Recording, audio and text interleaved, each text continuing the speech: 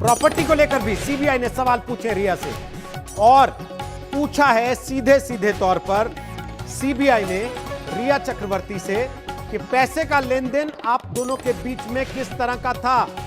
अगर आपको याद हो, ईडी अलग से जांच कर रही है इस मामले में, क्योंकि परिवार ने जो एफआईआर पटना में दर्ज कराई थी रिया के खिलाफ, उसमें एक बड़ा आरोप लगाया था कि पैसे का गड़बड़ घोटाला किया गया। दिव्येश मेरे सहयोगी इस वक्त मुंबई में मौजूद हैं। ईडी दफ्तर, जी हां, प्रवर्तन निदेशालय जो अलग से समानांतर जांच कर रहा है इस मामले की।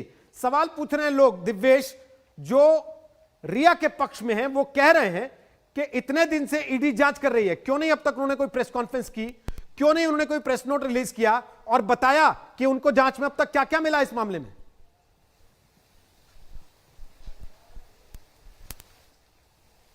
जी, आपको बता दें कि आमतौर पर प्रवर्तन निदेशालय किसी भी तौर की प्रेस कॉन्फ्रेंस नहीं करती है, और प्रेस नोट भी तभी इशू होती है जब किसी तरीके का अटैचमेंट या सीजर होता है।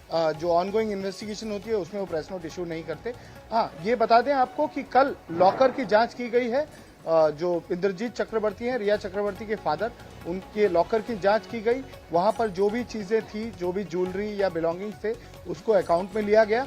पर अभी तक सूत्र जो है हमारे एनफोर्समेंट डायरेक्टरेट में, वो बता रहे हैं कि कुछ भी सस्पिशियस लॉकर में भी नहीं मिला है, ना ही बैंक ट्रांजैक्शंस में मिला है, और ना ही उनकी जो प्रॉपर्टीज हैं, दो प्रॉपर्टीज हैं। एक प्रॉपर्टी जो कि 70-80 लाख की प्रॉपर्टी है जो अभी बन रही है, रिया चक्रवर्ती ने जो खार मुंबई में फ्लैट खरीदा है, और दूसरी प्रॉपर्टी है जो 2012 में, जब रिया का सुशांत से कोई भी संबंध नहीं था, तब उन्होंने नवी मुंबई में एक फ्लैट खरीदा था, वो तब की पुरानी प्रॉपर्टी है। तो इन दोनों ही प्रॉपर्टीज में किसी भी तरीके की कोई भी सस्पिशियस ट्रांजैक्शंस नहीं मिली हैं। इसके अलावा जो भी उनके बिलोंगिंग्स हैं या उनके दोस्त हैं या जानने वाले हैं, उन्हें भी प्रूव किया जा सकता है, पता लगाया जा सकता है कि कहीं पैसा उनके पास तो पार्क नहीं किया हुआ है, या पैसा कहीं और किसी और शेल कंपनी में, कोई छुपी हुई कंपनी में डाइवर्ट तो नहीं किया हुआ है। इस बारे में पूछताछ किया जा सकता है। पर 18 घंटे की पूछताछ एनफोर्समेंट डायरेक्टरेट रिया चक्रवर्ती से कर चुकी है। करीब 20 से 22 घंटे की पूछताछ शोविक चक्रवर्ती से एनफोर्समेंट डायरेक्टरेट कर चुकी है।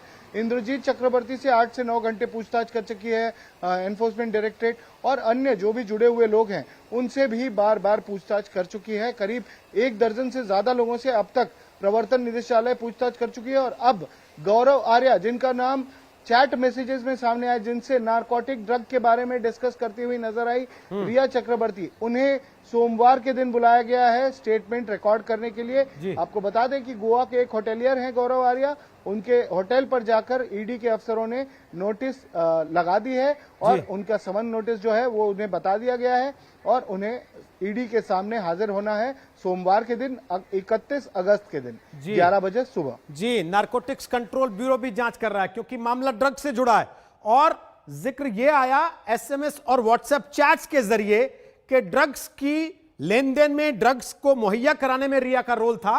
और इस वक्त नारकोटिक्स कंट्रोल ब्यूरो के दफ्तर के बाहर मेरे सहयोगी अरविंद ओझा लाइव मौजूद हैं, वहां चलते हैं सीधे अरविंद ओझा के पास। अरविंद ओझा, ये बताइए, इतने दिनों में एनसीबी को जांच के दौरान क्या कुछ ऐसा मिला है जिससे रिया चक्रवर्ती पर शिकंजा कसा जा सके? देखिए रोहित, एनसीबी को ऑलरेडी जो ईडी है उसने काफी ज्यादा चैट्स जो है वो दी है, उस चैट्स पर काम हो रही है। इसके अलावा जो ड्रग डीलर है उनके बारे में जानकारी जुटाई जा रही है। बांद्रा, जहां पर सुशांत रहते थे, वहां का ड्रग डीलर है, उस पर फोकस है।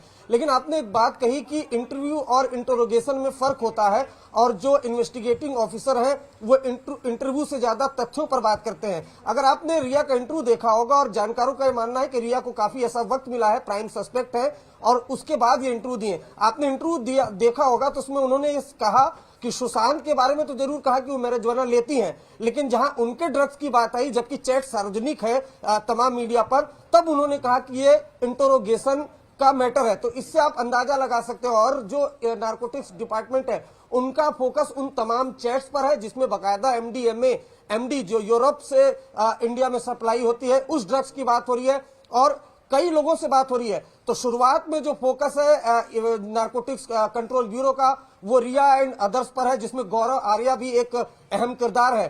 तो फिलहाल जो नारकोटिक्स कंट्रोल ब्यूरो है वो अपनी जांच अब तेज कर चुका है। ईडी से आज कुछ और दस्तावेज जो है नारकोटिक्स कंट्रोल ब्यूरो को मिले हैं। उसके अलावा कई जो मुंबई में ड्रग्स डीलर हैं और ड्रग्स सप्लायर हैं, उनके लिए धरपकड़ की कोशिश की जा रही है और बहुत मुमकिन है कि कल सुबह इस मामले में कोई breakthrough narcotics control bureau को मिलेगा। रोहित, वापस आएंगे आपके पास अरविंद ओझा और शम्स के पास भी चलेंगे जो डीआरडीओ गेस्ट हाउस के बाहर मौजूद हैं, जहां इस वक्त काफी हलचल है। शम्स से सवाल पूछे उसके पहले रिया को जो सवाल पूछे जा रहे हैं उनके जवाब रिया ने क्या दिए, ये आपके मन में लगातार आ रहा होगा। क्या वही जवाब दिए जो आज तक को दिए थे?